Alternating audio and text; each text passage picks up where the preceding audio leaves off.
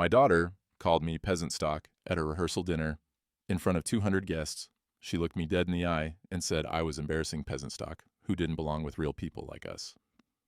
I said nothing, did nothing, just turned and left, but I remembered every word.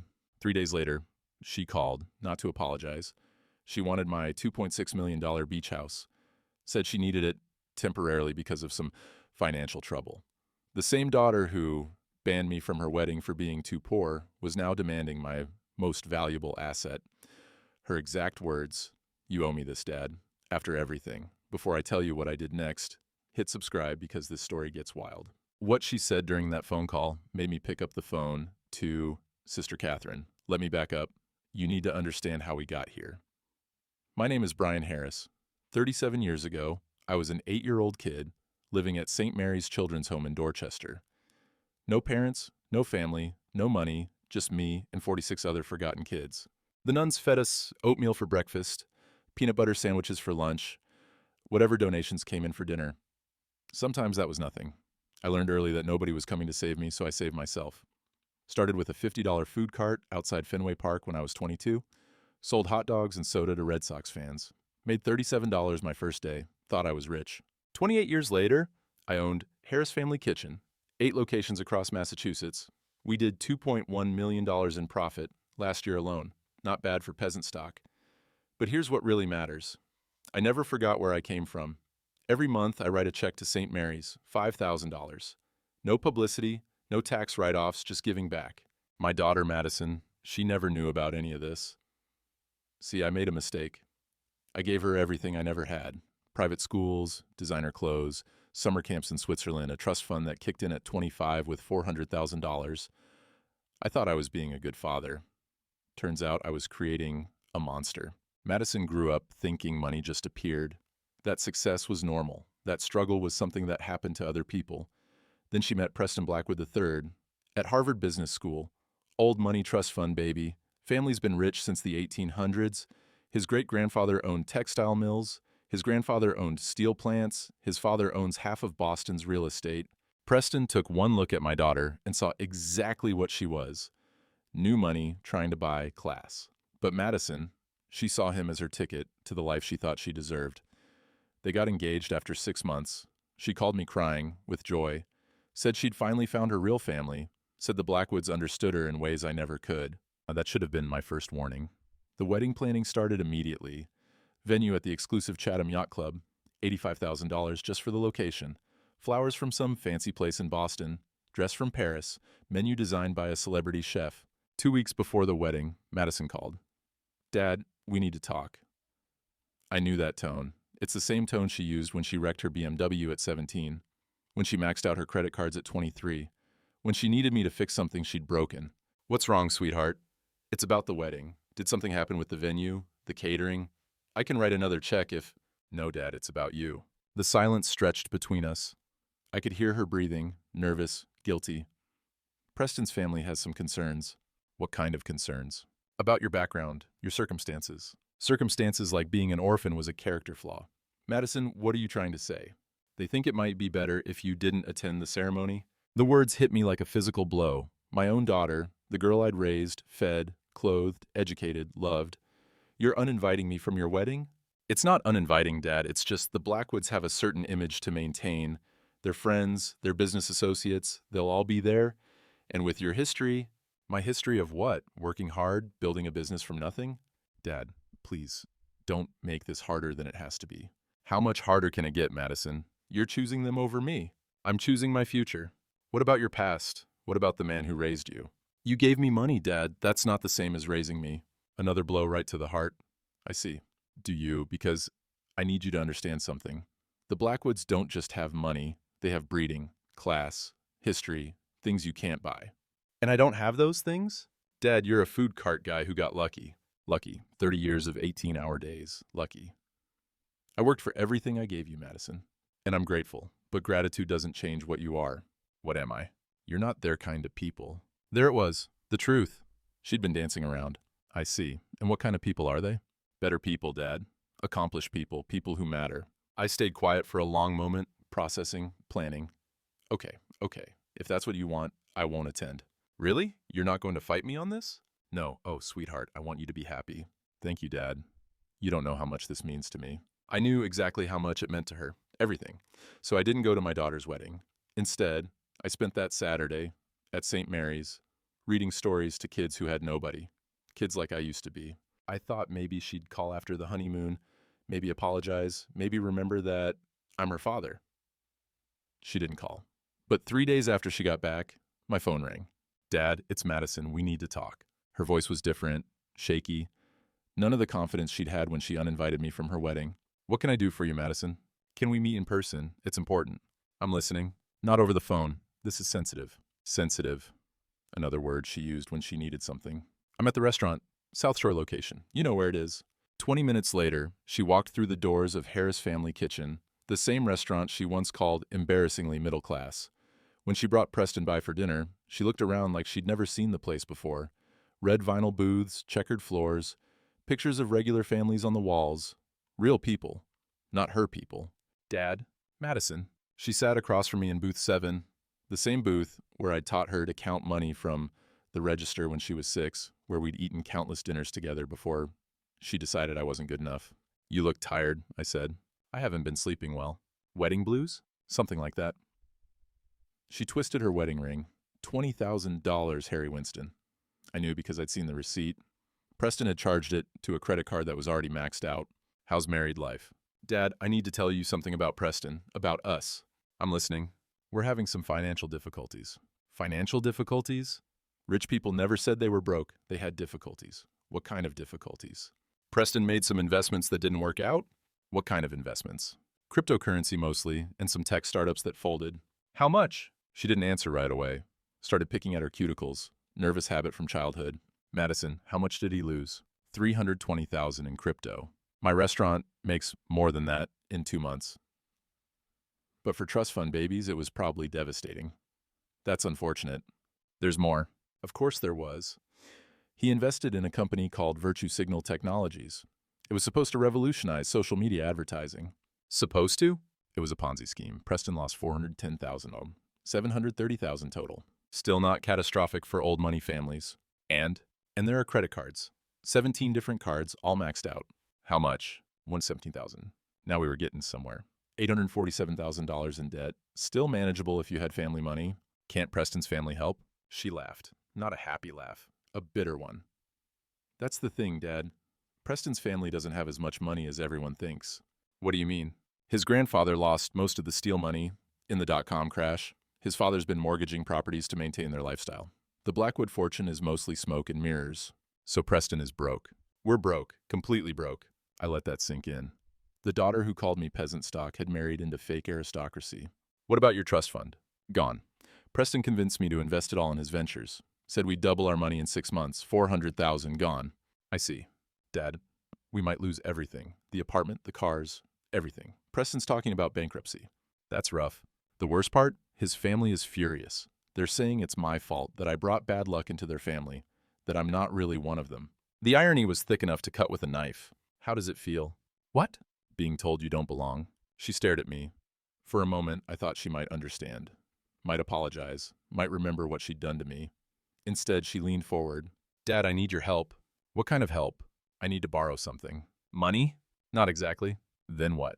Your beach house. I blinked. My beach house? In Cape Cod, the one I bought last year. $2.6 million. Oceanfront, 4,000 square feet, my retirement dream. She nodded. What do you need my house for? We need to sell it. Sell my house? Just temporarily, to cover our debts. We'll buy it back when things turn around. You want me to give you my house so you can sell it?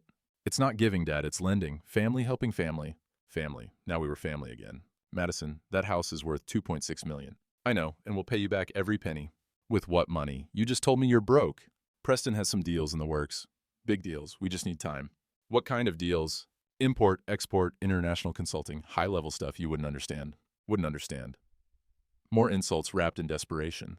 How long would you need the house? 6 months, maybe 8, a year at most. A year, and if these deals don't work out, they will. But if they don't? Dad, you have to trust me. Trust. From the daughter who uninvited me from her wedding because I wasn't good enough for her new family. Let me understand this correctly. You need me to hand over my most valuable asset to cover debts from investments I had no part in making?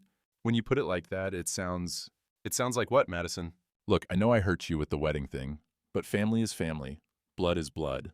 Where was that blood when you called me peasant stock? Dad, please, we're desperate. How desperate? Preston's family will disown him if he files for bankruptcy. His business connections will dry up. We'll have nothing. You'll have what I had at your age. Nothing. That's different. How is it different? You didn't have anything to lose. I had my dignity. Dad, please, you owe me this. There it was. The entitlement that had been building for years. I owe you? After everything, after all the sacrifices I made growing up with a working-class father. Sacrifices. She called being my daughter a sacrifice. What sacrifices, Madison? Having to explain why my father owned restaurants instead of companies.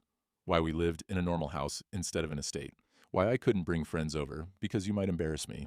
Every word was a knife. I see. So, will you help us? I looked at my daughter, really looked at her. The girl I'd raised was gone. In her place sat a stranger who saw me as an ATM with legs. I'll think about it. How long? I'll call you. Dad, we don't have long. The creditors are already calling. I said I'll call you. She left without saying goodbye. Just like she'd left my life when she found better people. But she'd made one mistake. She'd shown me exactly who she really was. Now it was time to show her who I really was. That night, I couldn't sleep. So I did what I always do when I need to think clearly. I went to work. My office sits above the original Harris family kitchen location. Same building where I started with that $50 food cart. I keep it simple. Metal desk, 2 chairs, file cabinet, no fancy art or leather furniture, just a place to get things done. I pulled Madison's financial records. As her father, I still had access to her accounts until age 30. She'd forgotten about that detail. What I found made my stomach turn. While Preston was losing their money on crypto and Ponzi schemes, they were spending like royalty. $15,000 handbags, $8,000 dinners, $30,000 weekend trips to Paris. In the 6 months before their wedding, they'd blown through $212,000 on luxury items while crying poverty. But that wasn't the worst part. I found the credit card statements from their honeymoon. 12 days in Italy, presidential suite at the Hotel Daniele in Venice, $3,000 per night, private yacht tours, Michelin star restaurants every meal, total cost $67,000. The same daughter who uninvited me from her wedding had spent more on her honeymoon than most people make in a year. I printed everything. Bank statements, credit card bills, investment records, shopping receipts, built a file thick as a phone book. Then I made a decision. I picked up my phone and dialed a number I hadn't called in 15 years. St. Mary's Children's Home. This is Sister Catherine. Her voice was exactly the same. Warm, patient, kind. The voice that had comforted me through nightmares when I was 8 years old. Sister Catherine, this is Brian Harris. Brian, my goodness, how are you, child? Child. I was 55 years old. But to Sister Catherine, I'd always be that scared 8-year-old who arrived with nothing but the clothes on his back. I'm well, sister. And you? Oh, same as always. Trying to keep 47 children fed and happy with not enough money and too many needs. 47 children, just like when I was there. How's the funding situation? Tight, always tight. The state gives us just enough to keep the lights on. Everything else comes from donations, and those have been scarce lately. What would make the biggest difference right now? Well, if I'm being honest, we desperately need a new building. This old place is falling apart. The roof leaks when it rains. The heating system is from the 1960s. The children deserve better. How much would a new building cost? Oh, Brian, we could never afford something like that. We'd need at least $2 million, maybe more. It's just a dream. $2 million, less than my beach house was worth. Sister Catherine, what if someone wanted to make a substantial donation? What would be the process? Well, we're a registered 501c3 charity. All donations are tax deductible. But Brian, we're not talking about your usual monthly check, are we? No, sister, we're not. How substantial are we talking? Substantial enough to buy land and build that new facility with a playground and a library and individual bedrooms for every child. The line went quiet for a long moment. Brian, are you serious?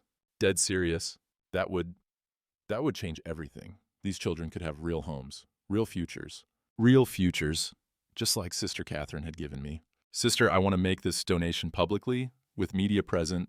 I want the world to see how important this work is. Of course, we'd be honored to have the recognition. Can you be available tomorrow afternoon? Tomorrow? My goodness, Brian, what's the rush? Let's just say I need to make a point. What kind of point? About what really matters in life. I spent the rest of the night making arrangements. Called my lawyer, had him draft the donation papers, made sure everything was legal and binding. Called Channel 7 News, told them I had a major philanthropic announcement that would interest their viewers. They agreed to send a crew. Then I called Madison. Dad, it's late. I've made my decision about the house. Yes? And I want to discuss it in person. Can you and Preston come to my office tomorrow at 2:30? Your office? Dad, can't we just handle this over the phone? This is a $2.6 million decision, Madison. I think it deserves an in-person conversation. Okay, we'll be there. Good. And Madison? Yes? Bring your checkbook. My checkbook? Why? You'll see. I hung up before she could ask more questions. Then I sat back in my chair and looked out the window at the street where I'd sold hot dogs 33 years ago, where I'd learned that hard work could overcome anything. Tomorrow, I was going to teach my daughter that same lesson, whether she wanted to learn it or not. But first, I had one more call to make. To someone who would appreciate what I was about to do more than anyone else in the world. Sister Catherine, it's Brian again. I have one more question. Of course, child. When we do this tomorrow, when we make this donation official, I want you to tell the cameras about the children, about what this will mean for them. I'd be happy to. And sister? Yes? I want you to tell them about a little boy who lived there once. A boy who had nothing and no one, but who learned that giving back is the only thing that really matters. Brian, will you do that for me? Of course. It would be my honor. Tomorrow is going to be interesting. The next morning, I met with my attorney, David Chin, at his office in downtown Boston. David's been handling my legal affairs for 12 years. Corporate contracts, real estate deals, business acquisitions. He's seen me make plenty of big decisions, but nothing like this. Brian, let me make sure I understand what you're asking me to do. David sat behind his mahogany desk, reading the documents I'd requested. 3 different contracts spread across his leather blotter. You want to donate your Cape Cod property to St. Mary's Children's Home? That's correct. The property valued at $26 million. Yes. And you want this donation to be irrevocable, meaning once you sign these papers, you can never change your mind? Exactly. Brian, this is your retirement home, your biggest single asset outside the restaurants. I'm aware. David leaned back in his chair, studied me over his reading glasses. Can I ask why? Personal reasons. This wouldn't have anything to do with your daughter, would it? David knew about the wedding situation. He'd been invited before Madison decided I wasn't welcome. It has everything to do with my daughter. Brian, if this is about revenge, this isn't revenge, David. This is about values. What kind of values are worth $2.6 million? The kind you can't put a price on. He sighed and picked up his pen. Okay, let's go through this step by step. The donation papers will transfer full ownership of the property to St. Mary's Children's Home, effective immediately upon signing. Good. The tax implications are actually favorable. As a charitable donation, you'll receive a full deduction against your income. I don't care about the tax benefits. You should. This will save you roughly $800,000 in federal and state taxes over the next 3 years. $800,000. Almost exactly what Madison and Preston owed in debts. What about the media component? I've contacted Channel 7. They'll have a crew at your office at 2:00. That gives us 30 minutes to handle the legal formalities before your guests arrive. And everything will be recorded. Every signature, every word. The donation will be legally binding the moment you sign, regardless of who's watching. Perfect. David pulled out another document. This is the press release we'll distribute after the signing. It announces the donation and explains the impact on the children's home. I read through it quickly. Standard language about charitable giving and community support. Add something. What? Add that this donation was inspired by my own experience as a child at St. Mary's from 1977 to 1985. David made a note. Anything else? Yes.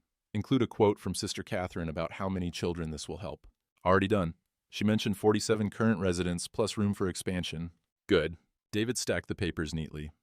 Brian, I have to ask one more time. Are you absolutely certain about this? Once these papers are signed, there's no going back. David, let me tell you something. I've made a lot of decisions in my life. Some good, some bad, but this is the rightest thing I've ever done. Even knowing your daughter will be devastated, especially knowing that. Why? Because maybe losing something she never earned will teach her the value of what she threw away. David nodded slowly. In that case, I'll see you at 1:30. We'll have everything ready to go. I stood to leave, then turned back. David?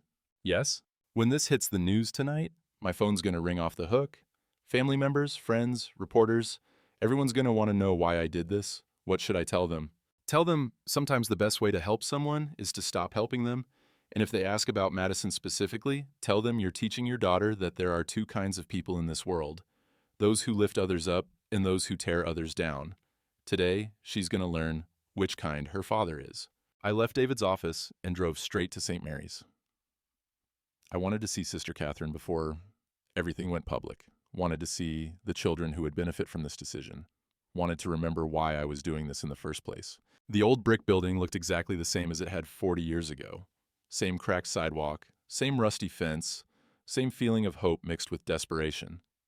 But tomorrow, everything would change for 47 children who deserved better, and for one daughter who needed to learn what better actually meant.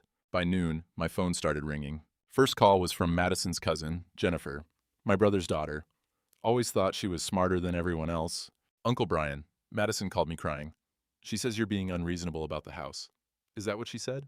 She told me about Preston's financial troubles, how they need family support right now. Did she tell you why they need support? Something about bad investments. Uncle Brian, these things happen. Families should stick together.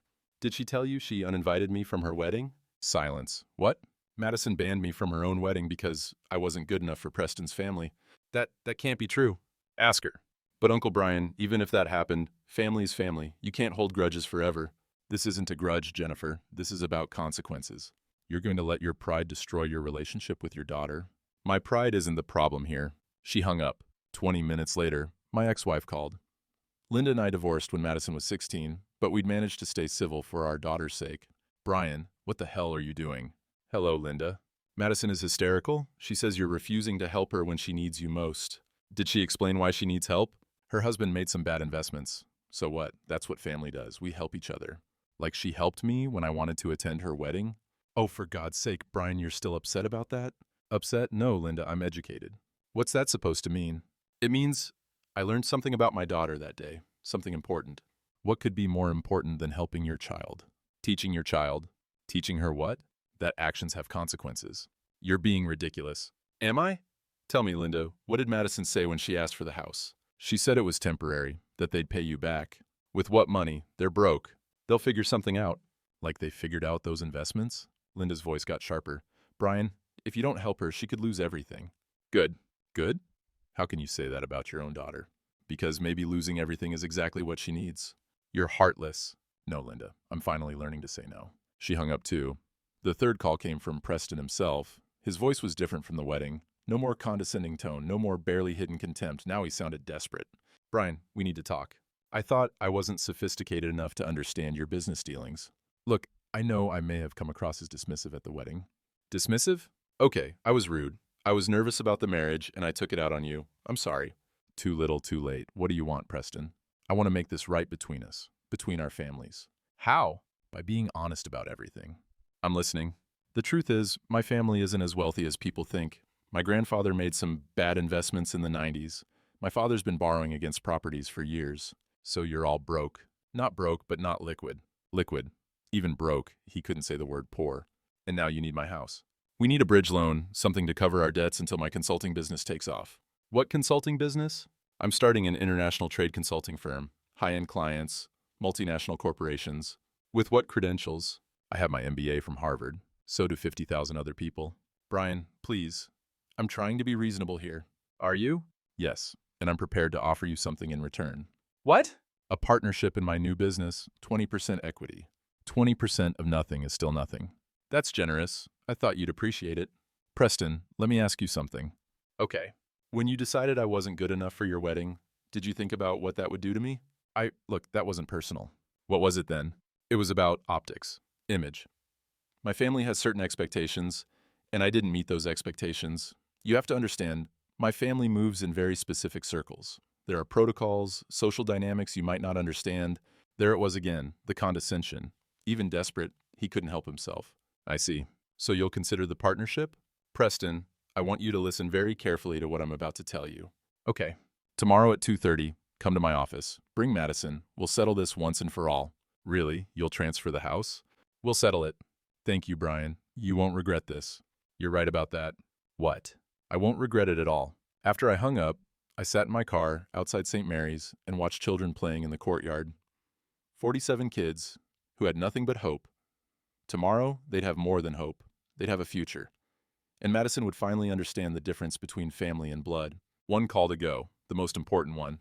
Sister Catherine, it's Brian. Everything's set for tomorrow. Are you ready? Ready as I'll ever be, child. Good, because tomorrow we're going to change some lives, including yours, especially mine. The next day, everything fell into place like clockwork. 1:30 sharp, David arrived at my office with the donation papers. 3 copies, each one notarized and ready for signatures. The Channel 7 news crew pulled up 5 minutes later. Mr. Harris, I'm Janet Morrison from Channel 7. We spoke yesterday about your philanthropic announcement. Janet was a veteran reporter, 40-some, sharp suit, no-nonsense attitude, the kind of journalist who could spot a story from a mile away. Thank you for coming, Janet. Can you give us a preview of what we're announcing today? It's better if you experience it in real time. Trust me, you'll want to be rolling when it happens. Her eyes lit up. Nothing gets a reporter more excited than a story with genuine surprise. How substantial are we talking about? Life-changing. For who? 47 children who deserve better than they're getting. At 2:00, Sister Catherine arrived. She looked nervous but excited, wearing her best habit and carrying a folder full of photos from St. Mary's. Brian, I still can't believe this is really happening. It's happening, sister. Are you ready to tell the world about those children? More ready than I've ever been. At 2:15, my phone buzzed. Text from Madison, running a few minutes late. Preston had to stop at the bank. Perfect. Let them think this was about money changing hands. At 2:25, Madison and Preston walked through my office door. Madison looked hopeful but anxious. Preston looked like he'd rather be anywhere else. That's when they noticed the camera crew. Dad, what's going on? Why are there cameras here? Sit down, Madison, both of you. They took the chairs across from my desk, the same chair where I'd fired employees for stealing, where I'd negotiated million-dollar deals, where I'd made the hardest decisions of my business life. Preston, Madison, I want you to meet some people. I gestured towards Sister Catherine. This is Sister Catherine. She runs St. Mary's Children's Home in Dorchester. Madison looked confused. Preston looked annoyed. And this is Janet Morrison from Channel 7 News. Now Preston looked alarmed. Brian, what exactly is going on here? We're here to make an announcement, Preston. About my Cape Cod property. Madison perked up. You're transferring it to us? In a manner of speaking, Janet positioned herself with the camera. Mr. Harris, whenever you're ready. I stood behind my desk. The same desk where I'd built my business from nothing. Where I'd planned every expansion, every success, every dream. Madison, Preston, 3 days ago, you asked me for help. You asked me to give you my beach house to cover debts from investments I had nothing to do with. Dad, we discussed this. It's temporary. You also told me I owed you this help after everything. Well, yes, you were right about one thing. I do owe someone something after everything. Preston shifted in his chair. What do you mean?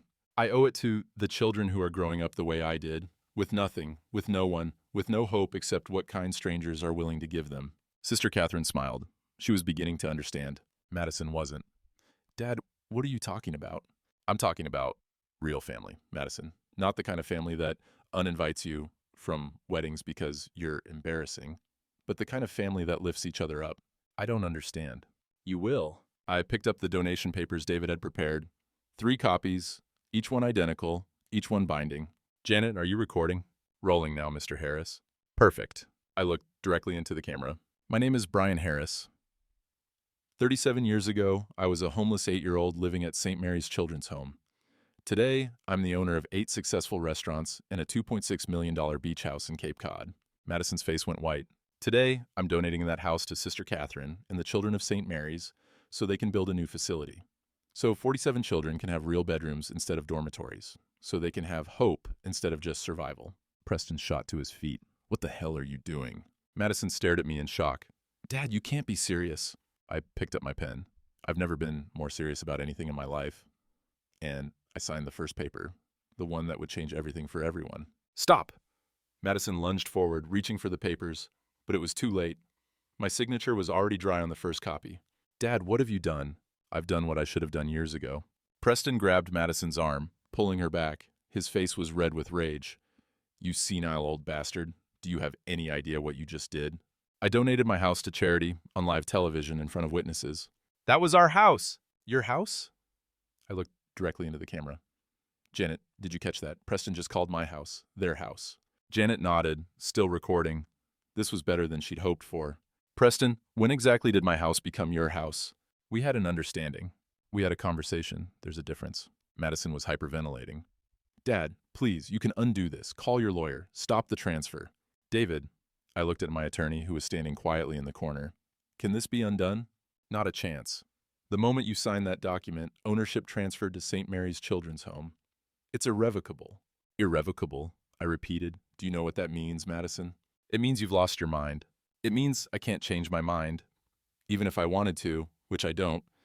Sister Catherine stepped forward. Perhaps I should explain what this donation means for the children. Nobody cares about your damn children, Preston shouted. The room went dead quiet. Janet's camera was still rolling. Sister Catherine looked shocked. Even Madison stared at her husband in horror. What did you just say? I asked quietly. Preston realized his mistake immediately, but it was too late. I didn't mean. You said nobody cares about orphaned children. On camera, in front of a nun. I was upset. I misspoke. No, Preston. You spoke honestly for the first time since I've known you. I signed the second copy of the donation papers. Dad, stop. Madison was crying now. You're destroying our lives. Am I, or am I finally teaching you what lives are actually worth? What's that supposed to mean? Sister Catherine, would you please tell the camera about the children who will benefit from this donation? Sister Catherine composed herself and looked directly into the lens. St. Mary's currently houses 47 children ages 6 to 17. Most have been abandoned by their families. All of them have experienced trauma, neglect, or abuse. And what will this donation allow you to do? We'll be able to build a new facility, individual bedrooms for each child, a proper library, a playground, a computer lab. Most importantly, we'll be able to expand our capacity to help even more children. How many more? With a new building, we could help up to 75 children at any given time. I had turned back to Madison and Preston. 75 children who will have hope because of this decision. We don't care about other people's children, Madison screamed. We care about us. Another honest moment. Another moment caught on camera. Madison, do you remember when you were 6 years old and you asked me why some kids didn't have daddies? What does that have to do with anything? I told you that sometimes daddies get lost, but I promised you that your daddy would never get lost, that I would always be there for you. You were there until you decided to throw your money away. I was there when you graduated high school. I was there when you graduated college. I was there when you needed money for your apartment, your car, your credit cards. But you weren't there when I needed you. When did you ever need me? At your wedding, Madison? I needed my daughter to want me there. She went quiet. Instead, you told me I was embarrassing peasant stock. You told me I wasn't good enough for your new family. That was different.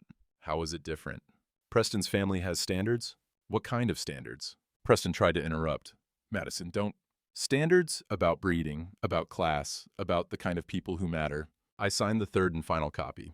There it is, I said quietly. The truth. What truth? You're ashamed of me. You're ashamed of where you came from. You're ashamed of the man who raised you. I never said that. You didn't have to. Your actions said it for you. Janet stepped forward with her microphone. Mr. Harris, why was it important to you to make this donation publicly?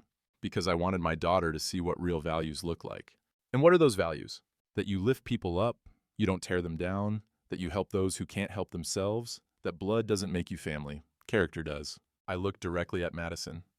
You called me peasant stock, sweetheart, and you know what? You were right. Her face crumpled. Peasants work the land, they feed people, they build things from nothing, they give more than they take. I stood up and walked around my desk. I'm proud to be peasant stock, because peasants like me understand something that people like you never will. What's that? That the only wealth that matters is what you give away. Preston was shaking with rage. You've destroyed us. We'll lose everything. Good. Maybe losing everything will teach you what everything actually means. Sister Catherine approached Madison gently. My dear, your father has just given 47 children a chance at life. That's not destruction, that's creation. Madison looked at the nun like she was speaking a foreign language. Those children don't matter to me. Then you've learned nothing from the man who raised you. I picked up all 3 signed copies of the donation papers and handed them to Sister Catherine. It's done. Brian, how can I ever thank you? Take care of those kids, the way you took care of me. Janet lowered her camera. Mr. Harris, do you have any final words for your daughter? I looked at Madison one last time. I love you. I always will. But I won't enable you anymore. Dad, please. Madison, you have 2 choices. You can learn from this, or you can keep blaming everyone else for your problems. What am I supposed to do now? What I did when I had nothing. Figure it out. Preston grabbed Madison's arm. Come on, we're leaving. As they reached the door, Madison turned back. I'll never forgive you for this. I know, but maybe someday you'll thank me? The door slammed behind them. Sister Catherine squeezed my hand. You did the right thing, Brian. I hope so. Janet packed up her camera equipment. Mr. Harris, this story is going to be everywhere by tonight. Good. Maybe it'll inspire other people to help children who need it. As everyone left, I sat alone in my office. For the first time in years, I felt truly at peace. Outside my window, the sun was setting over the city where I'd built my life from nothing. Tomorrow, 47 children would wake up knowing their lives were about to change, and my daughter would wake up knowing hers already had. The story broke on Channel 7's 6 Honhua News that same evening. I was having dinner at my South Shore restaurant when every TV in the place switched to Janet Morrison's report. A local businessman made headlines today when he donated his $2.6 million Cape Cod beach house to charity live on camera in front of his own daughter, who had asked to borrow the property to cover massive debts. The footage rolled, Preston screaming about our house, Madison crying that I was destroying their lives, Preston's comment about not caring about damn children. The restaurant went completely silent. Every customer, every employee watching the screens. Then something unexpected happened. Applause. It started with one customer. An elderly woman sitting alone at table 12. She started clapping. Then the couple next to her joined in. Then the entire restaurant erupted. "That's our boss," shouted Maria, my head waitress. "That's Mr. Harris." My phone started buzzing immediately. Text after text after text. "Saw you on the news. You're a hero." Dawn, my business partner. "Made me cry. Those lucky kids." Susan, my accountant. "About time someone stood up to entitled brats." Unknown number. But not all the messages were supportive. "How could you do that to your own daughter?" Linda, my ex-wife. "Family first, Brian. Always." Jennifer, my niece. "You'll regret this." Preston. I deleted that one without reading it twice. By 7:12, the story had gone viral on social media. Janet forwarded me screenshots from Twitter and Facebook. Father donates $2.6 million house to orphans instead of entitled daughter. This is what accountability looks like. Did you see the daughter's reaction? "Those children don't matter to me." Disgusting. The son-in-law saying nobody cares about your damn children to a nun. Career suicide. That last comment made me smile. Preston's consulting business would be dead before it started. At 8:30, Sister Catherine called. "Brian, you need to see this." "What's happening?" "The phones at St. Mary's haven't stopped ringing. We've received over $40,000 in donations just since the story aired. $40,000 in 2 hours." "That's wonderful, sister." "There's more. A construction company in Quincy called. They want to donate labor for the new building. A furniture store in Newton wants to donate beds and desks for every room. The story is having an impact. Brian, this isn't just about the house anymore. This is about inspiration. People are seeing what's possible when someone chooses principle over profit." At 9:00, my phone rang. Unknown number with a California area code. "Mr. Harris, this is Rebecca Chen from Good Morning America. We'd like to have you on the show tomorrow to discuss your donation." Good Morning America, national television. "I appreciate the interest, but this isn't about publicity. Mr. Harris, your story is resonating with people across the country. Parents who feel taken advantage of by entitled children, people who want to make a difference but don't know how. What would you want me to discuss?" "The decision-making process. How you found the courage to choose charity over family pressure." "I'll think about it. We can have a car pick you up at 5 a.m. I said I'll think about it. At 9:45, Madison called. Her voice was different, smaller, defeated. "Dad." "Madison, I saw the news coverage, and people are saying terrible things about me online." "What kind of things?" "That I'm spoiled, entitled, that I don't deserve to be your daughter." "Do you disagree with them?" Long pause. I don't know anymore." "Madison, for the first time in this conversation, you're being honest." "Dad, I'm scared." "Of what?" "Of losing everything. My friends, my social circle, my reputation. Preston's family is already talking about annulment. Because of the bankruptcy, because of the video. Preston's comment about the children. My reaction. They're saying we embarrass the family name." The irony was perfect. The same family that rejected me for being embarrassing was now rejecting Madison for the same reason. "What are you going to do?" "I don't know. Preston's talking about moving to his uncle's place in Florida, starting over." "And you?" "I don't want to run away, Dad, but I don't know how to face this." "Madison, do you remember what I taught you about falling off your bike when you were 7? You said the only way to stop being afraid was to get back on." "That's right. But this is different. This isn't just falling. This is crashing. Sometimes crashing is the only way to learn how to ride properly." "Dad, can I ask you something?" "Of course." "Do you really think I'm a terrible person?" I thought about my answer carefully. "I think you're a person who lost her way. There's a difference." "Can I find my way back?" "That depends." "On what?" "On whether you want to be the kind of person who lifts others up or the kind who tears them down." "I want to be better, Dad. I just don't know how." "Start with one small thing. Help one person who can't help themselves." "Like what?" "Figure it out, Madison. That's how you learn." After I hung up, I sat in my office until midnight, reading messages from strangers who'd seen the story, parents who were setting boundaries with entitled children, people who were inspired to volunteer at local charities, families who were having conversations about values and sacrifice. One message stood out from the rest. "Mr. Harris, I'm 8 years old, and I live at a children's home in Texas. Sister Mary showed us your story on the news. Thank you for helping kids like me. Maybe someday I can help kids too. Your friend, Timothy." I printed that message and put it in my wallet. Tomorrow, the world would keep talking about what I'd done. But tonight, I knew I'd done the right thing. For Timothy, for the 47 children at St. Mary's, and maybe, just maybe, for Madison too. 6 months later, I stood in the courtyard of the new St. Mary's Children's Home. The building was beautiful, 3 stories of red brick and hope, 75 individual bedrooms, a library with 10,000 books, a computer lab with 30 stations, a playground that looked like something from a dream. Sister Catherine walked up beside me, beaming. The children moved in yesterday. Would you like to see their rooms? I'd love to. We walked through hallways filled with laughter. Real bedrooms, with real doors, and real privacy. Children who'd never owned anything now had spaces to call their own. Room 14, Sister Catherine said, stopping at an open door. This is Timothy's room. I looked inside. The 8-year-old from Texas who'd written me that letter 6 months ago, St. Mary's had agreed to transfer him when his local facility closed. Timothy was sitting at a small desk, writing in a notebook. What are you working on? I asked. He looked up, recognizing me immediately. Mr. Harris, I'm writing thank you letters to people who donated money for our new home. How many have you written? 47 so far, 1 for each kid who was here when you gave us the house. 47 letters? This kid understood gratitude better than my own daughter had. Timothy, what do you want to be when you grow up? I want to help kids like me, maybe run a place like this. I think you'd be good at that. As we walked back toward the lobby, Sister Catherine handed me an envelope. This came for you yesterday. I recognized the handwriting immediately. Madison. Inside was a check for $5,000 made out to St. Mary's Children's Home, and a note. Dad, I've been volunteering at a food kitchen in Boston for the past 4 months. Preston and I divorced 3 months ago. I'm living in a studio apartment and working as a server at a restaurant downtown. It's hard, but I'm learning what real work feels like. This donation is from my own savings. Not much, but it's mine. I hope someday you'll be proud of me again. Love, Madison. I folded the letter carefully and put it in my wallet next to Timothy's message. Will you see her? Sister Catherine asked. When she's ready, really ready. How will you know? When she stops asking for things and starts giving them. That evening, I appeared on a PBS documentary about charitable giving. The producer asked me the same question everyone asked. Mr. Harris, do you ever regret giving away $2.6 million? I thought about Timothy writing thank you letters, about 75 children sleeping in real beds, about Madison learning to work for what she wanted. I didn't give away $2.6 million. What did you give away? A house, just a house. And what did you get in return? I smiled. Everything that matters. 6 months after that, Madison called. Dad, I know you're probably busy, but I wanted to tell you something.